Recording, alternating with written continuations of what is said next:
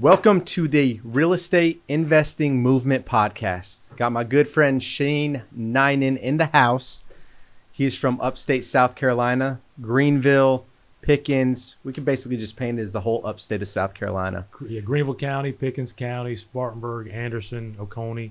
So there's about a 5-county radius that I like to focus in. Ultra active. He's tactical with his marketing strategies, getting a lot more interactive on social media and really starting to build his brand and presence.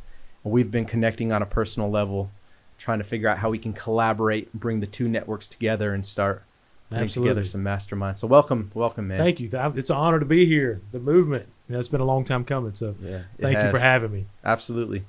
It's a good reflection of the fact that, your vision goes a long way, right? I agree. I'm big on vision, man. Just like everything starts in your imagination. We've been strategizing, masterminding for a long time on how we can make these networks better, how we can raise all the ships. And correct. The old iron sharpens iron, imagery. Yeah. So, anything we can do to bring value to each other, anything we can do to bring value to each other's markets, anything we can do to cross brand each other and our services, anything we can do to bring value. So that's what we're here for. Love it, man. So I love opening up with these interviews, hearing a little bit about everyone's backstory, Sure. Where it all started. For some people, it was as a child, watching their parents either working a 9-to-5 and realizing that's not the life they wanted, or Sure. being raised up in an entrepreneurial family. But where did everything start for you? Where did you catch the vision for entrepreneurship? Man, this could turn into a long conversation about entrepreneurship. So I grew up in an entrepreneurial family, right? My dad owned several businesses growing up. The biggest and best were some sports bars and nightclubs and restaurants. And even from an early age, 12 and 13, I was working in the family business. That's where it started. And then I was the kid at school who would go to Sam's and buy a box of blow pops, right, for $5, and then bring the blow pops back to school and sell them for 50 cents or 75 cents on the playground. That was me. In high school, it evolved. Now I was selling rims and tires that I bought in one county off of, there was an old magazine called the I Wanna. You could buy stereos and rims and tires in the I Wanna and bring them back to a smaller populated demographic area and put a markup on it. So entrepreneurial stuff inadvertently has always been in my life. I love it. Would you say that you were always seeking it? Were you always looking for something to plug yourself in? Or would you say that entrepreneurship found you? I would say probably a combination of both. The idea of being self-sufficient, the idea of creating your own destiny, if you will. Yeah. That has always been there. But I've always been opportunistic as well. So as much as that was already there innately, I was actively looking for opportunities to expound. Right. So whether it was lollipops or whether it was wheels and tires, whether it was cars in early adult life, anything that there was an opportunity to buy low and sell high. It's always been a part of your DNA. Oh, I would agree. Yes, absolutely. Yeah. Entrepreneurship is not for everyone. And I think it has a lot to do with just our inherent personalities, our giftings, right? Sure. As unique as they are. I mean, this journey, man, can be a roller coaster. It is definitely a week-to-week, month-to-month roller coaster. Yeah. So let's dive into some of the power behind your journey in real estate. Let's rewind from there. Where'd you find real estate? So I found real estate in a book, in Rich Dad, Poor Dad, probably 10 or 12 years ago. And I'd seen people the whole time I was growing up who had invested in real estate various ways, right? Various avenues. And so I knew that there was a way to make a living, to build long-term wealth, passive income through real estate. What that picture looked like was different amongst several other folks that I knew.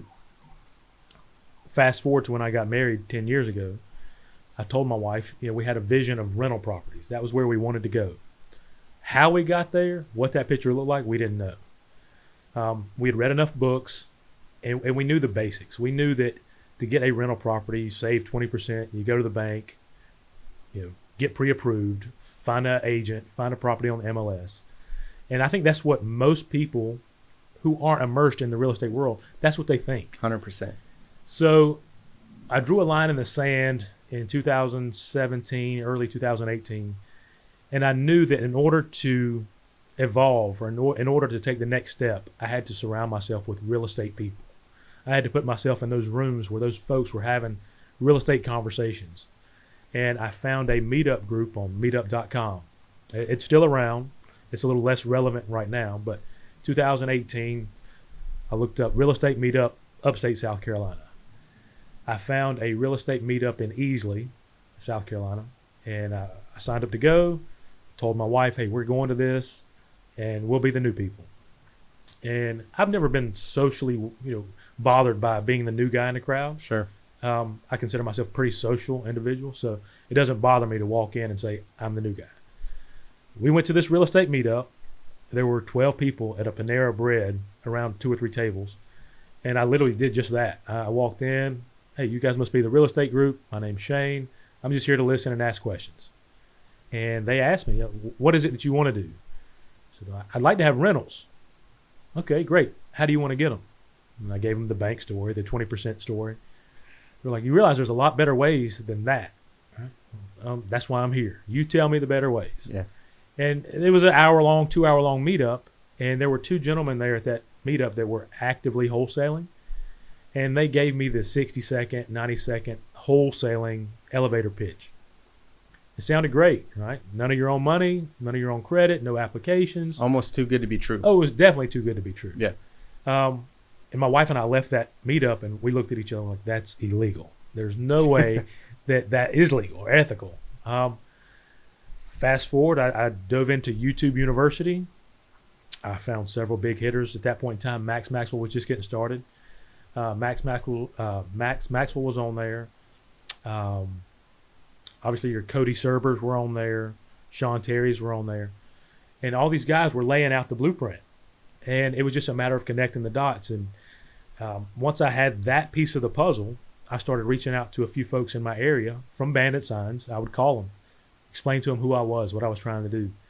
I would offer to take them to lunch. Some turned me down, some brushed me off, but then some said, sure, let's do it. So I got plugged into an attorney locally, got the attorney on the phone, scheduled a time to go meet with the attorney, explained what I was trying to do. He made me feel good about it. Yes, it is legal, but you have to do it this way. Yeah. And it was just a hustle. I bought a couple of books. Todd Fleming wrote one called If You Can't Wholesale After This, I Have Nothing For You. Than Merrill wrote one. It's like a wholesaling Bible. Yep.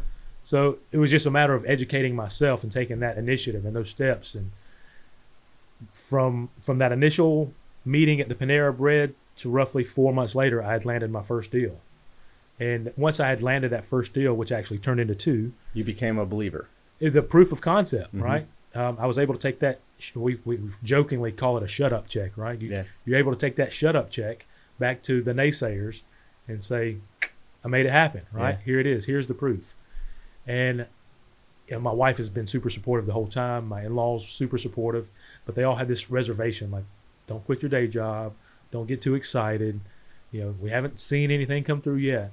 But once we had those first 2 checks and the first 2 deals were in the books, it was not only was it a game changer, but it was a life changer. Yeah.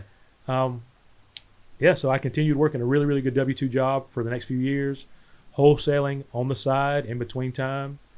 And I was creating what looked like mild success. Yeah. And in October of 2020, there was a family decision. My wife and I, we looked at our finances, and I realized that I was probably losing money by going to the W-2, and that how I could potentially make way more money if I just focus 100% of my efforts on real estate. And that's where we're at. I remember talking to you on the phone at my W-2. You were at your job at the moment. So we connected over social media, and you're just going through it, man, thinking about making the leap. This is what we're looking at. Here we are. It's incredible. It's been a journey, and I never deviated from my initial plan was rentals. Wholesaling as a tool or vehicle allowed me to market directly to sellers. And then once I was able to do that, I could cherry pick the ones that were best suited for my potential buy and hold. And that turned out to be the sellers that were willing to do creative financing, owner financing. So my first 6 rentals were all 100% creative financing. And had I not discovered wholesaling or used wholesaling as that tool or vehicle, I would have been doing the 20%, going to the bank, dealing with an agent. So every day is a learning experience. Every day has its ups and downs, but it's a wonderful adventure that I wouldn't change anything about. That's incredible. So much meat and potatoes in that story, right? The journey stepping into real estate, some of the doubts being cast on you, and even self-doubt inside, thinking about, is this real? But I think one of the key points that I pulled out was proximity is power. Absolutely. Meaning the people that we surround ourselves with ultimately rub off on our spirit, right? I agree. And they build us up into whatever we are today, And you have to be intentional about that. Like, that is not going to happen by accident. Yeah. You have to, know what your vision is and where you're going. And be intentional and have intentionality about putting yourself in that real estate circle. Yes. And that may look different for different folks. Meetup.com just happened to be the avenue initially for me. Mm-hmm. A local RIA in somebody else's market may be theirs. Right. A local Facebook group specific to your region or your area. Greenville, South Carolina Real Estate Investors Facebook group. Even as something as simple as that, like, be intentional and be humble, right? And have enough self-awareness that you don't know what you don't know, and know that it's okay to ask questions.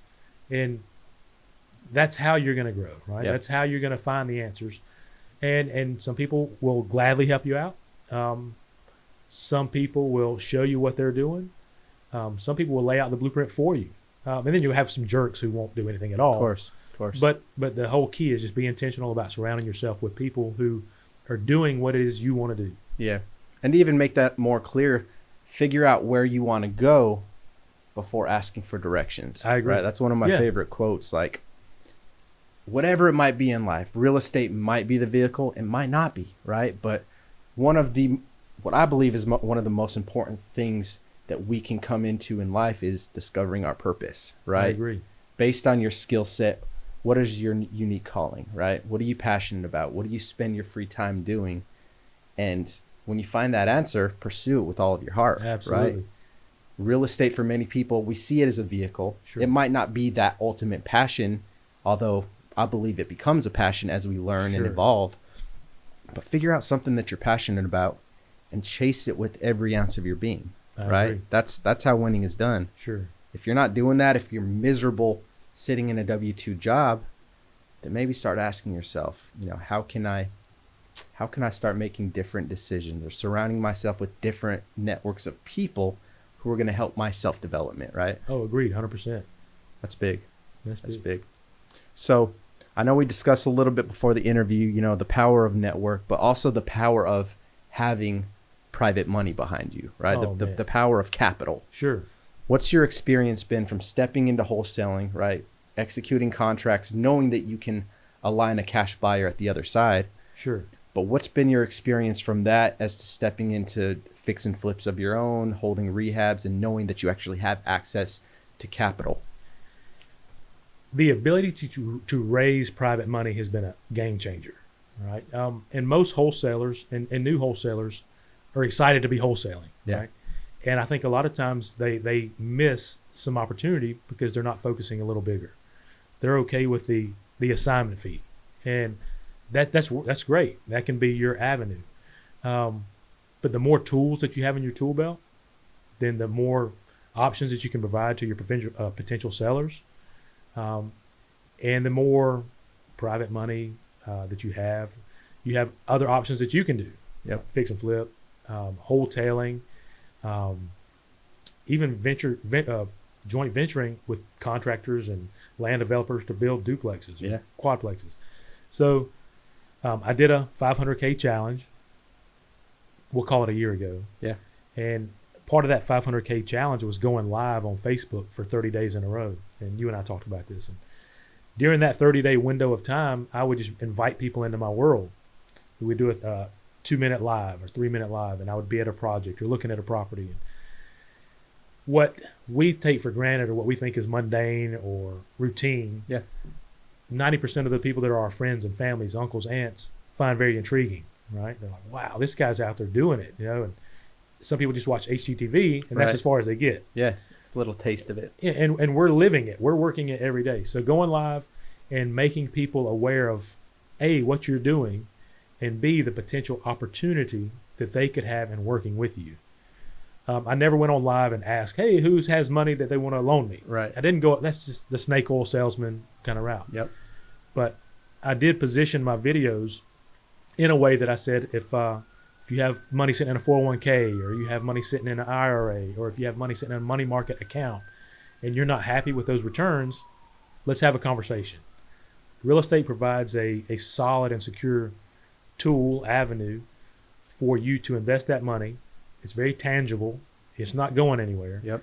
And you potentially could yield exponentially greater returns. Yeah, than traditional stock market. Oh my gosh. Yeah. Hands down. So during this 30-day 500K challenge, I was able to inadvertently solicit and raise private money. And what that private money has done is just, like I said, it's been a game changer. Now I can walk into any property, regardless of the situation, and it does something for your confidence. It does something to your psychology that now you're speaking with authority, right? And it just opens up so many doors, that like the fix and flips and buy and holds. And I just recently did one that I reached out and I'm using private money on, and it's a 47 unit storage facility.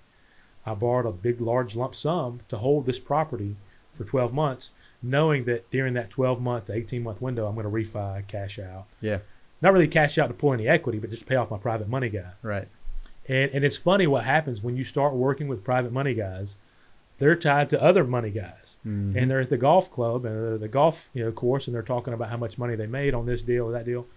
And before you know it, what you started off with $100,000 worth of private money turns into $500,000 worth of private money, which then now you're getting phone calls where it looks like it could be $1 million worth of private money. Yeah. So the opportunity just builds on itself by being honest, by being transparent, by working hard at what you do, and being a person of integrity. So private money, my advice to any wholesaler out there would be to start thinking about what you could do with private money. Think about how utilizing other people's money could change your business, change your options, change your exit strategies. So don't just be the one-trick pony. Yeah. Add as many tools to your tool belt as you can. That's good. So private money essentially bridges the gap to more opportunity. Oh, right. Hands down. Because as a wholesaler, you're capturing equity. Correct. Right? Capturing equity in real estate, right? Real property.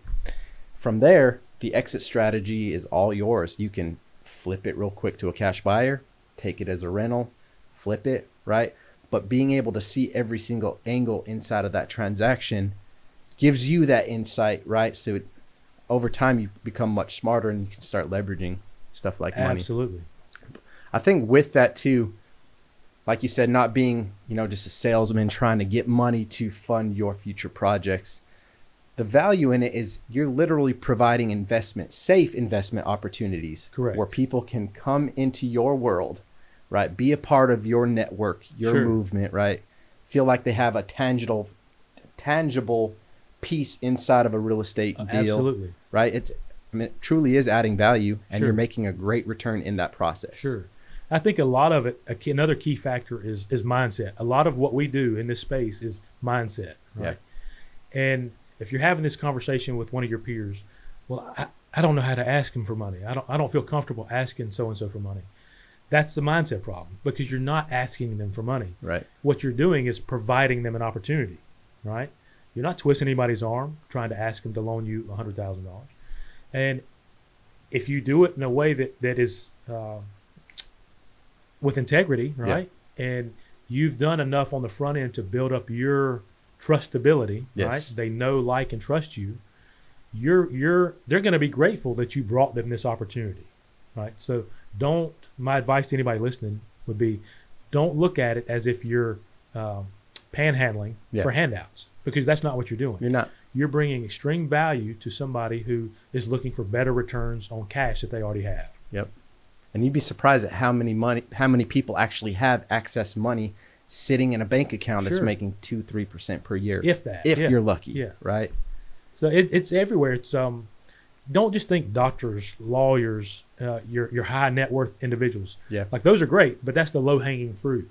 There are teachers that retire that have 100+ K sitting in a pension or sitting in a 401K Now that person, I'll give you, for example, my mother-in-law, for example, retired school teacher.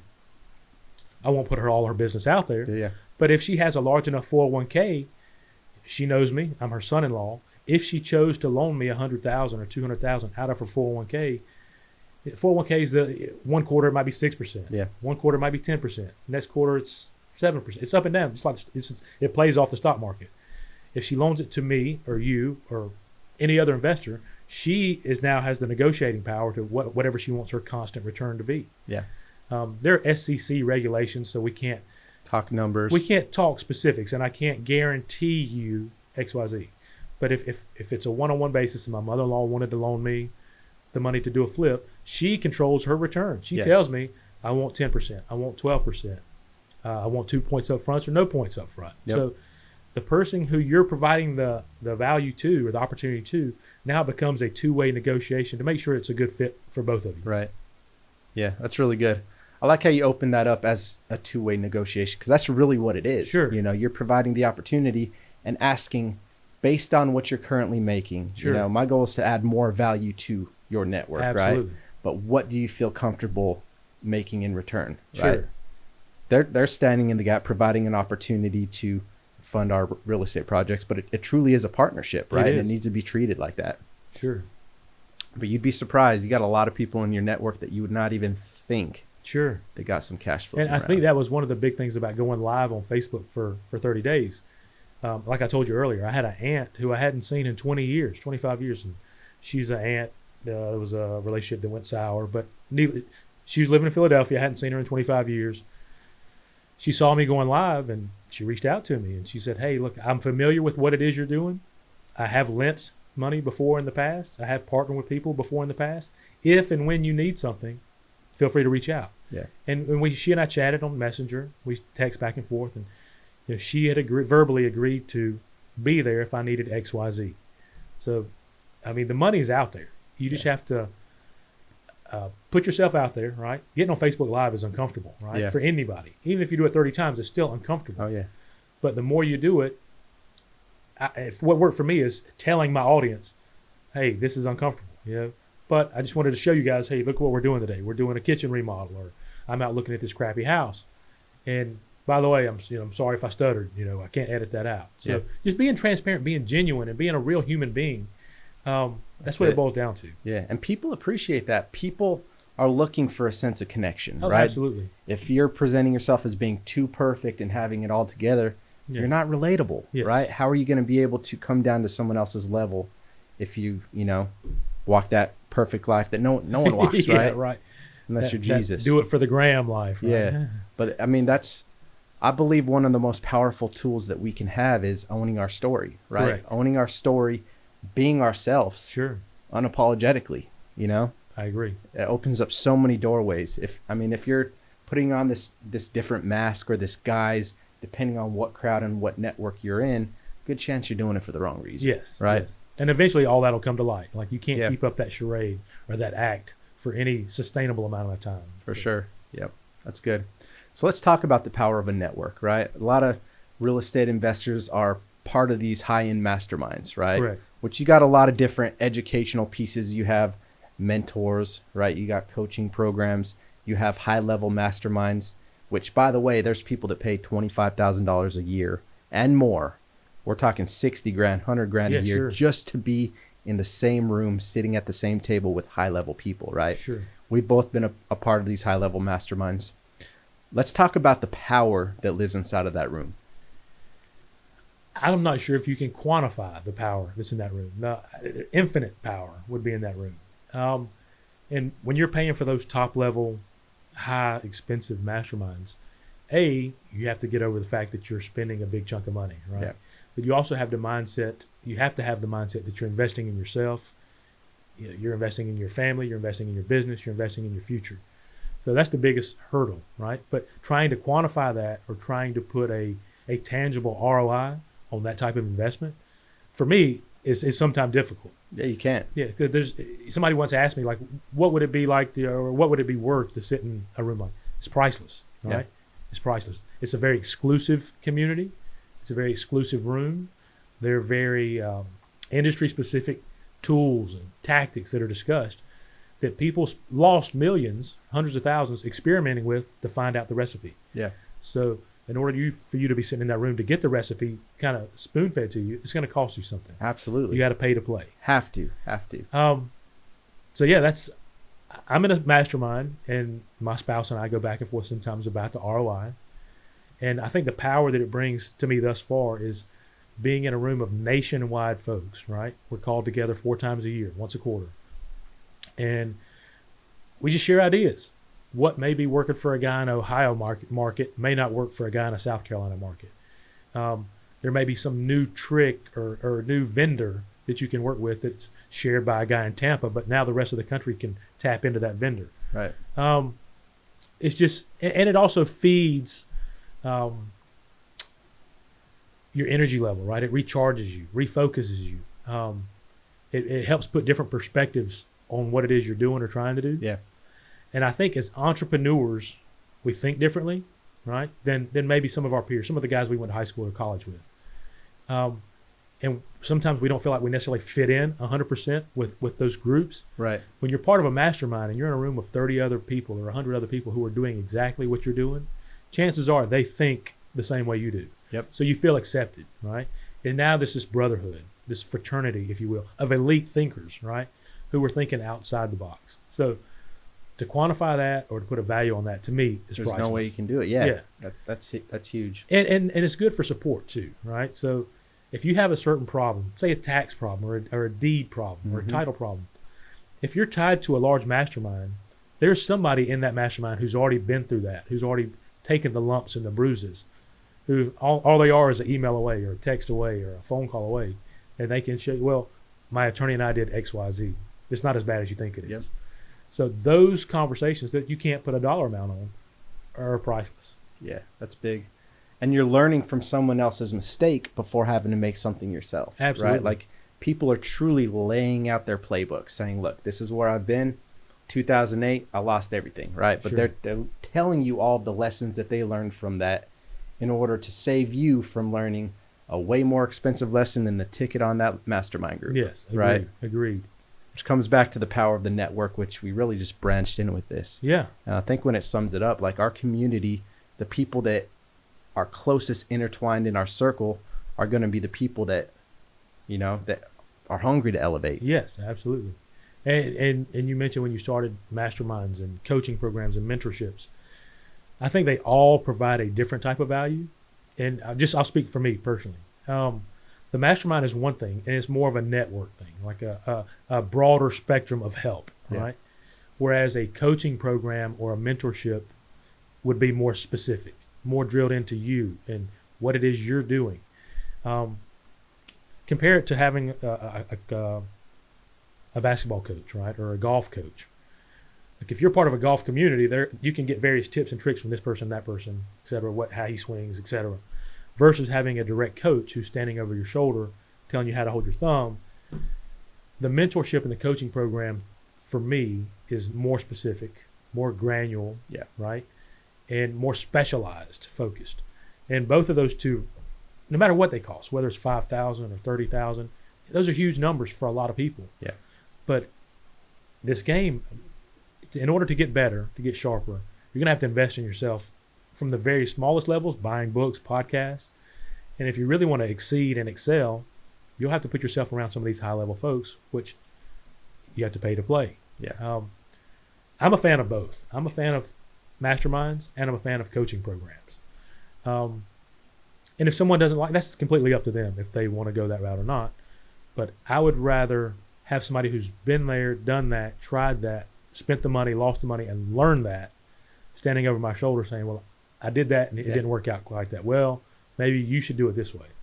That is priceless to me. If you can compress the lessons that took them 10 years to learn, sure, right, and put those in a 6-month period for you, then you've just built compound interest on your ability to succeed and get to where you want much quicker. Sure, absolutely. Right? And as far as the specialized knowledge, when it comes down to it, real estate is so deep and so wide, and there's so many different angles, which you have to remain humble and moldable, because once you start to learn, you realize how much you really don't know. Exactly. Right? Like so much under the surface. which is what keeps you hungry Sure. to get out of bed, right? But I think that different seasons in our life are going to require different specialized knowledge. I agree. Right? Like I would consider us both in a building phase, right? We're building businesses, right, with the goal to ultimately pave the gap to build financial freedom for our family, but also to lead a massive impact in the community around us as well. I agree. Right? I agree. So the specialized knowledge that we're seeking in this season is, how can I raise private capital? How can I become a better deal practitioner, right? How can I systematize my rehab division, right? But with that, there's going to be an answer to every single problem and pain point or gap in education that you need. You just got to go out there and seek it, Sure. right? Which goes back to figure out where you want to go. I agree, Right. 100%. That's big. So Yeah. what do you see the next, as visionaries, right? We Sure. constantly need to pivot, and we got to be focused on the future, Sure. right? Because if we're not forward thinking, then the market's going to shift, right? Technology is going to change, and we'll be lost in Sure. the prehistoric dinosaur age, Yeah, right? Right. So where do you see you guys going, 2-5 years from now? I'm experimenting right now with new builds. If you would have asked me 3 years ago when I started, new builds was something that wasn't even on my radar. So inadvertently, by being in this community, by being surrounded by people who are doing all different facets of real estate, Yeah. you're exposed to and you're learning different avenues, right? For me right now, I'm focused on 4 streams of income, right? My table of financial stability stands on 4 legs of income. Wholesaling being one, rentals being the other, flips being the third, and we're bringing on new builds this year. So we're moving that direction. The 3 others will continue to feed the machine, right? And 5 years from now, I would like to say that I would be in small multifamily development. Yeah. It looks cool to me, right? It looks sexy to me. Yeah, right yep. now. Not huge multifamily, 12 to 24 units, 36 units tops, but townhome style, condo style, like that just right now is speaking to me. It appeals to me. I don't know anything about it, right? Yeah. I don't know how you get the permits to do that. I don't know how you take something to the zoning committee and rezone. There are tons of variables of this equation that I have no clue. And one thing you'll know about me is that I'm never afraid to admit that I don't know what I don't know. Yeah. I'll be the first guy in the room to say, I don't know. But at the same time, while I'm saying I don't know, the next phrase will be, how do I learn it? Who do I go to learn it? So we'll keep wholesaling. That's great. It's fun. It feeds the machine. We provide solutions to potential distressed sellers. We're creating win-win scenarios for potential sellers and investors. That just kind of gives me a warm and fuzzy, right? Being able to do that, be that connector. Yep. The flipping is fun, more so for my wife than anything, because a lot of females, a lot of people in general watch HGTV, so they think it's cool, they think it's fun, and having been through a few fix and flips now, we realize it's not that way. Oh yeah. But at the same time, it is fun because you're bringing something old and decrepit, bringing it back to life, making it beautiful, right? You're taking this old house that somebody once had family Christmas and family Thanksgiving in, and they had a great time. The house was new and beautiful. Fast forward 50 years later, it's about to fall down. Yeah. You're recreating that house, making it beautiful, and allowing another family to come in and create their memories in that house, right? Yep. And it does something for our community too. Like, nobody likes to drive down the street and see the ugly house. No, it's horrible. And it does something for us to be proud of when we're in the car with our kids and we can take our kids by there and say, Mommy and Daddy did that, Yeah. right?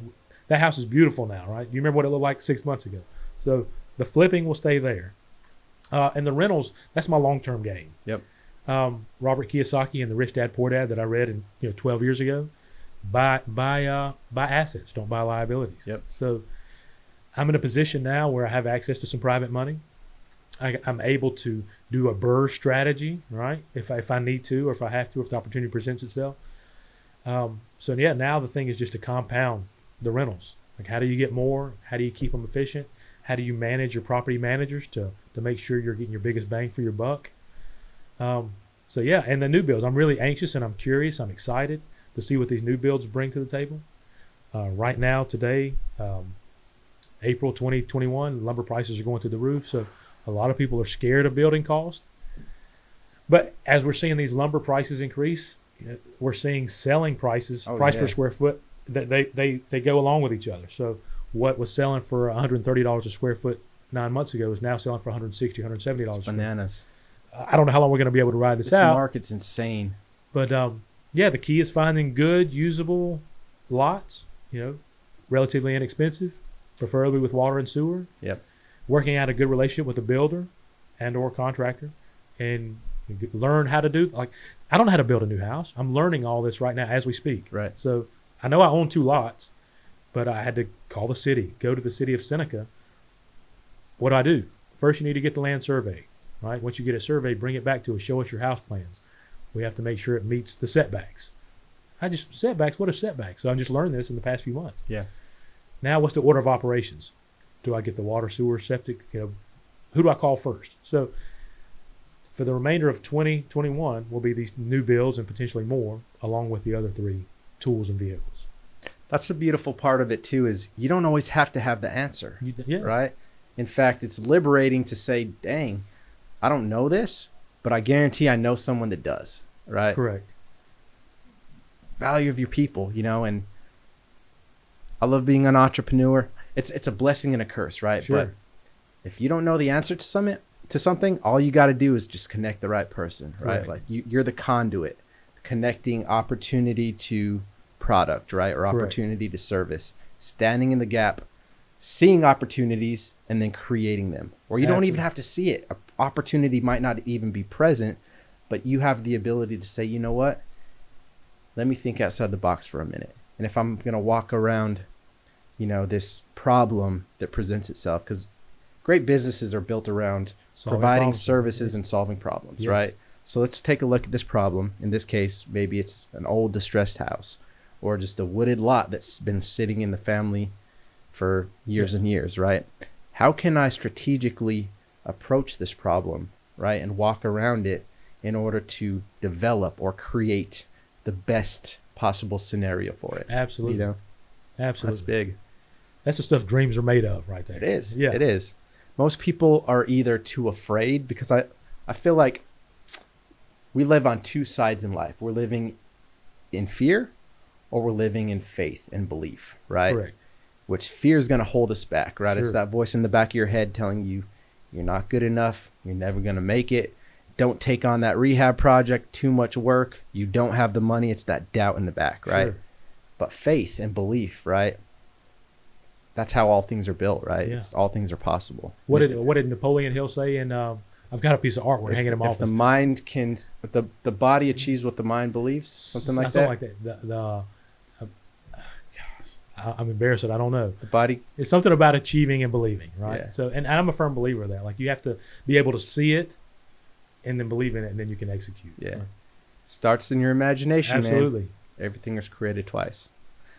So what would you say your best advice is for a new investor, or let's just say somebody that's considering stepping into real estate?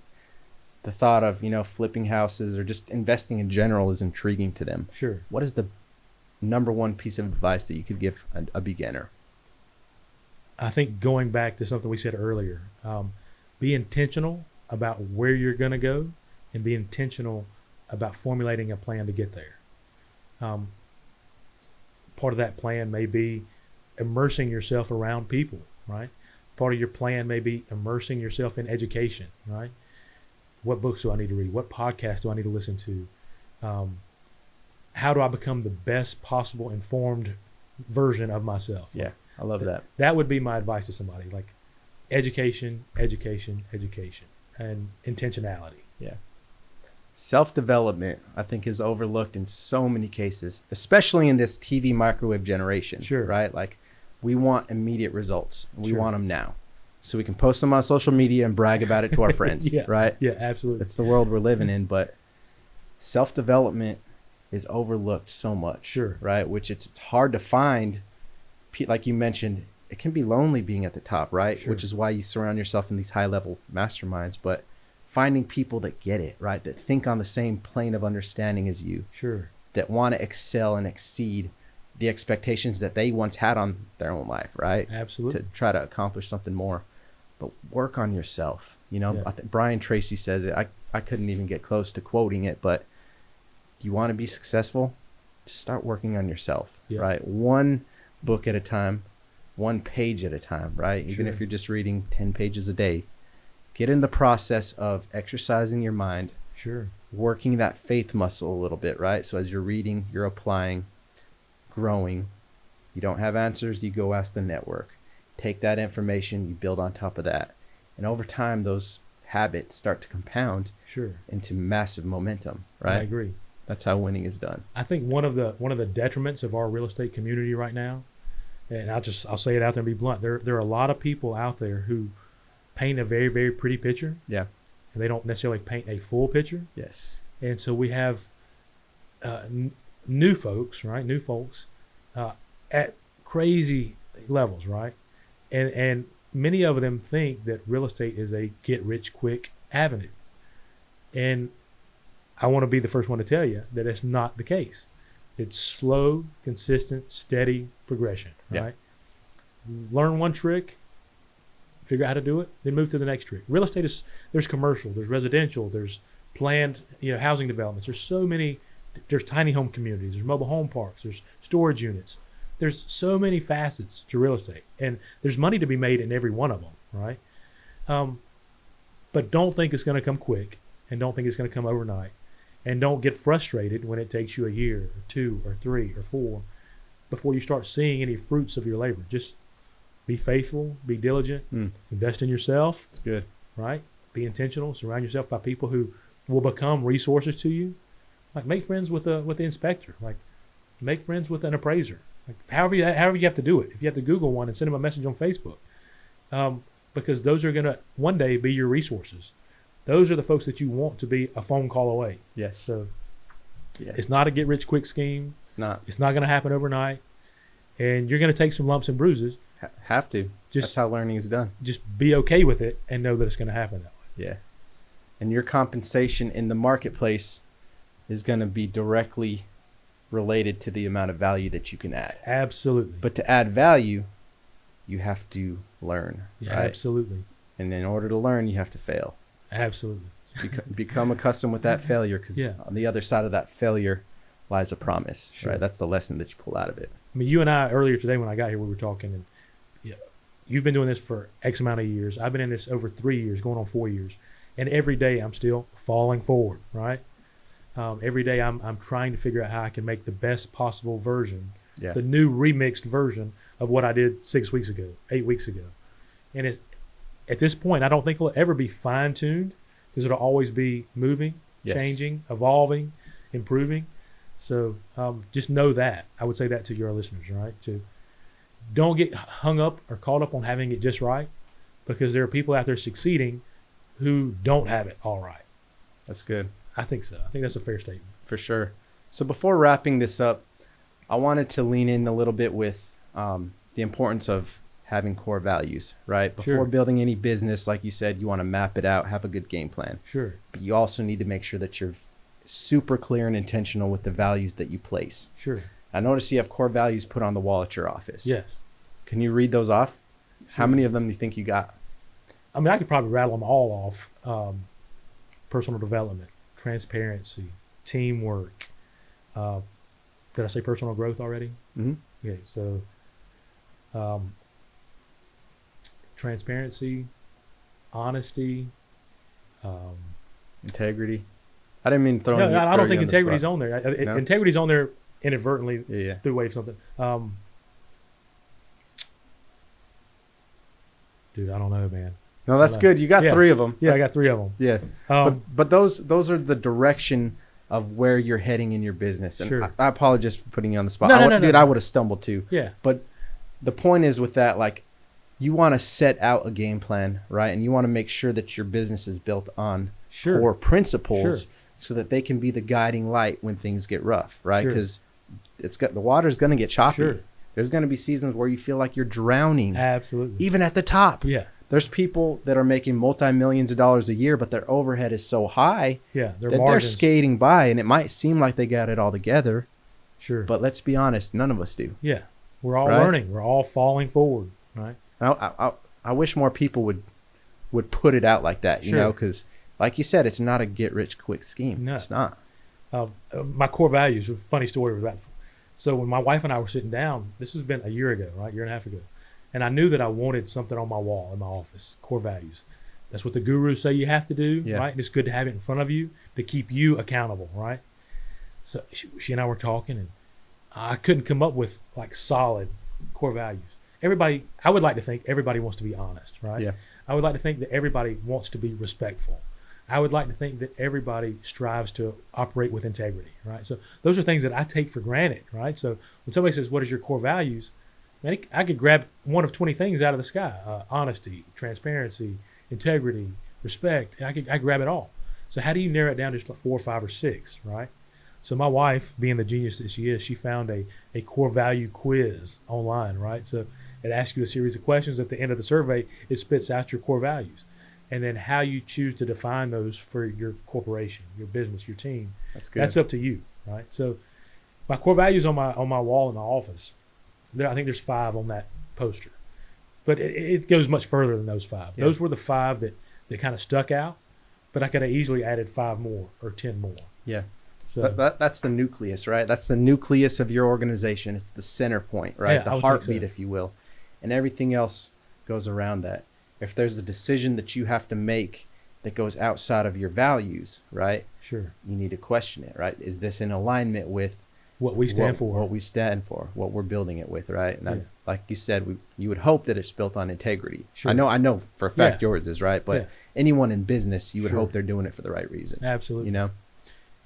Things might change as far as core values in the future, but make sure that any decision that you make in this life, regardless of what it is in line with your core values. I agree. That's awesome, man. I think this has been rock solid, bro. I think so too. I haven't seen the timer, so I don't know if we're over time or not. I don't know. Honestly, we wing it, man. I like to come into these interviews really just keeping it organic, right? Absolutely. We might have an idea where we start out, but there's no script, no nothing. I just like to kind of shoot from the hip. Absolutely. And let our minds come together, man. Keep it real, right? Keep it real and keep it genuine. People resonate and they gravitate to genuine. Yeah, so, they do. Well, good deal, man. Yeah. Thanks for having me. Absolutely, man. I appreciate it, man. Thank you. You know it. Hey, so for our listeners, where's the best spot to connect with you? Dude, I'm actively all over the place, man. I'm on Instagram, at Shane Ninan. I think it's Shane_Ninan, I think. Facebook, Shane Ninan, or GSP Investors. Yeah. I think if you Google GSP Investors, I'm the only GSP Investors, right? So Facebook, Instagram. I'm not on TikTok. My wife and I ruled that out. Yeah. There's too many girls dancing on TikTok, so we're not even going down that road. That's what's up. Not on Twitter. So you can email me at ShaneNinan@gspinvestors.com. Facebook, Instagram, email. I would give out my cell phone number, but I'm going to opt not to do that. Yeah. There might be millions of people watching this 10 years from now. Yeah, right. You can't erase nothing offline. That's right. Well, good deal, man. Thanks for having me. I'm thoroughly flattered. I'm honored, and I'm excited just to be here. So yeah. Thank you. This is only the beginning, man. Good deal. Good deal. Y'all stay consistent. Keep on building that momentum. See you on the flip side.